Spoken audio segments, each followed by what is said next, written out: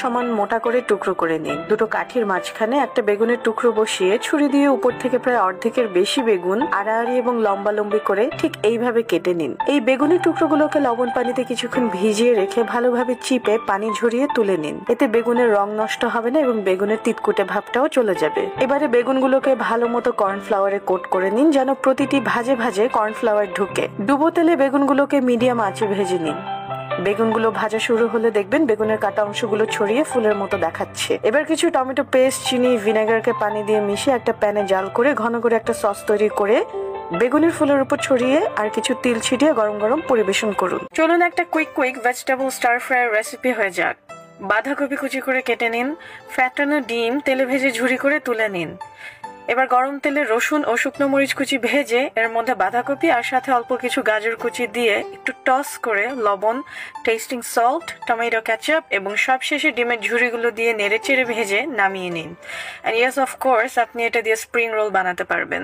আপনি 1 থেকে 10 পর্যন্ত গুনবেন আর এই রেসিপিটি তৈরি হয়ে যাবে। মানে বলতে চাচ্ছি রেসিপিটি এতই সহজ। কিছু পাকা কলা ম্যাশ করে নিন। পাকা কলা যথেষ্ট মিষ্টি হয়ে থাকে তাই বাড়তি চিনি না দিলেও চলবে। এবার ছোট ছোট ময়দার গোল রুটির ভেতর অল্প ম্যাশড ব্যানানা দিয়ে পুলি পিঠার মতো ভাঁজ করে খোলা মুখ কাঁটা চামচ দিয়ে এভাবে চেপে বন্ধ করে দিন। এবার ফ্যাটানো ডিমে চুবিয়ে ব্রেড ক্রাম্বে গড়িয়ে ডিপ ফ্রাই করে ভেজে তুলুন। Banana half moon.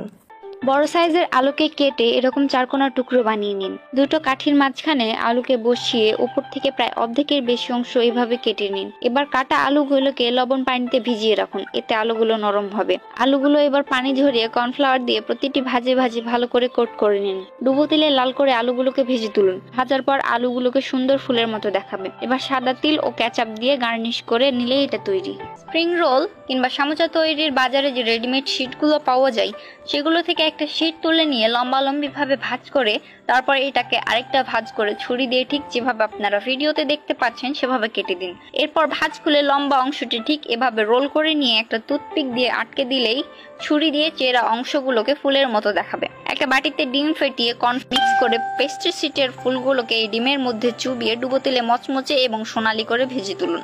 একটি বাটিতে tomato ketchup, light soya sauce, চিনি ও ভিনেগার কিছু পানি দিয়ে মিশিয়ে এই মিশ্রণটি প্যানে জাল দিয়ে ফুটিয়ে ঘন করে নিন। ফ্রাই করে রাখা ফুলগুলোর ওপরে ছড়িয়ে পরিবেশন করুন। দুটি বড় সাইজের আলুকে একদম পাতলা পাতলা স্লাইস করে কেটে লবণ পানিতে ভিজিয়ে রাখুন 10 মিনিট। এতে আলু স্লাইসগুলো নরম হবে এবং যেভাবে ইচ্ছা ভাঁজ করা যাবে, কিন্তু আলুগুলো ভেঙে যাবে না। এবার একটা একটা করে আলু স্লাইস নিয়ে ভালোভাবে কর্নফ্লাওয়ারে কোট করে এভাবে রোল করে একটার উপর আরেকটা স্লাইস পেঁচিয়ে গোলাপ ফুলের মতো বানিয়ে দুটো টুথপিকের সাহায্যে আটকে দিন। এবার গরম ডুবো তেলে আলু দিয়ে তৈরি গোলাপ ফুলগুলোকে সোনালি করে ভেজে তুলুন। এবার ফুলগুলোর উপরে সস ও সাদা তিল ছড়িয়ে পরিবেশন করুন। বড় সাইজের আলুকে দুভাগ করে কেটে তারপর ছুরির সাহায্যে এভাবে ডিজাইন করে চিড়ে নিন। এবারে আলুগুলোকে লবণ পানিতে কিছুক্ষণ ভিজিয়ে রেখে দিন যাতে আলুগুলো একটু নরম হয় এবং ভেঙে না যায়। কিছু কর্নফ্লাওয়ার নিয়ে সম্পূর্ণ আলু ভালোভাবে কোট করে নিন। প্রতিটি কাটা অংশের ফাঁকে ফাঁকে কর্নফ্লাওয়ার ভালো করে লাগিয়ে দিন। এবারে আলুর মাঝে একটা সসেজের টুকরো বসিয়ে একটা টুথপিকের সাহায্যে আলুকে আটকে দিন এভাবে। এবার ডিপ ফ্রাইয়ের জন্য ডুবো তেলে আলুগুলোকে মচমচে লাল করে ভেজে তুলুন। টমেটো সস দিয়ে পরিবেশন করুন। প্রথমে কিছু আলু সিদ্ধ করে ম্যাশ করে নিন। এখন এতে 2 টেবিল চামচ ময়দা মিশিয়ে একটা ডো তৈরি করে নিন। ডো থেকে অল্প অল্প নিয়ে গোল গোল বল বানিয়ে নিয়ে এখন একটা সল্টেড চামচ কিংবা ছাঁকনি দিয়ে এভাবে চেপে ফুলের আকৃতির বানিয়ে নিন। এখন ডুবো তেলে মিডিয়াম টু লো আঁচে বলগুলোকে সোনালি এবং মুচমুচে করে ভেজে নিয়ে পরিবেশন করুন।